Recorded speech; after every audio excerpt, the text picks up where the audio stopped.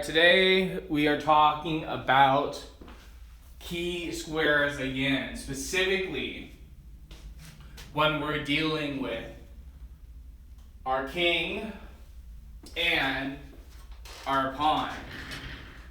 So this is a little bit complicated, but it's also really kind of easy. So what we want to do is we kind of want to zig and zag our opponent all the way up to either one of these two key squares.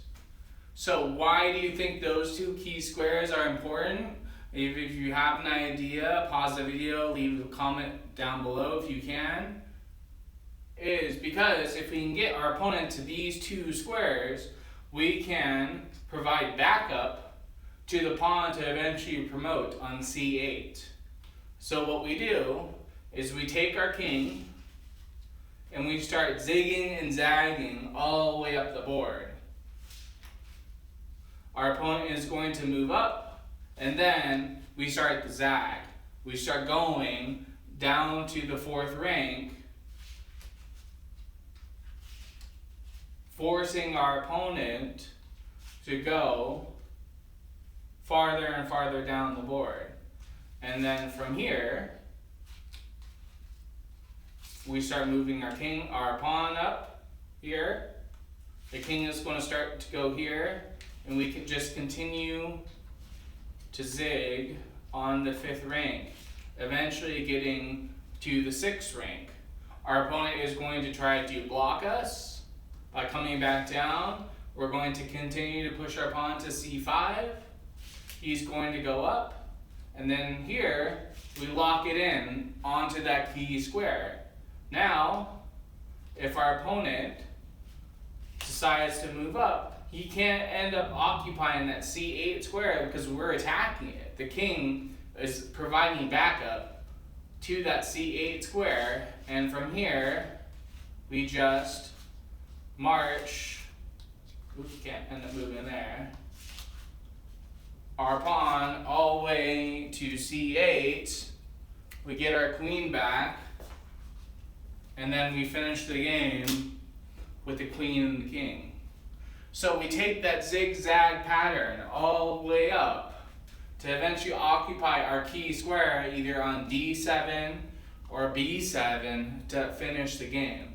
So by zigzagging, we continue to put pressure on our opponent, allowing us to move our pieces up to eventually promote. All right? Cool. So we can do this same exercise again, but now, instead of the pawn being on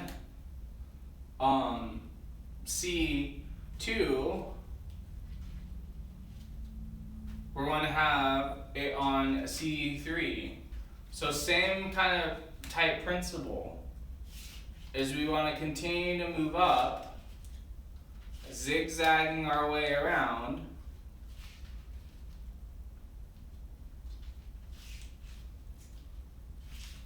to eventually force our opponent up to the top of the board, allowing us to eventually occupying that key square. So we zigzag, we continue to put pressure, allowing us to safely promote our pawn onto c8. We can continue to do this exercise. It's really good practice with you and your partner. As now we're on that c4 square. The king is going to be on b6. Our king is going to be on d3. And we do the same thing over and over again. We move him up. We try to force our opponent to make a mistake by trying to occupy that seventh rank. Even if he does, just try to block it momentarily. We're in such a great position that we can just continue to put pressure and develop our king to occupy the key square on b7, and then from there it's just checkmate. Or not just checkmate, but generally just a winning position. If you don't remember how to do this checkmate, check out the king and queen checkmate, where we put active and passive pressure, we lock him in, we finish the game. Alright? Easy peasy. Just zigzag that king all the way up to occupy those key squares, and you're going to win this position every single time.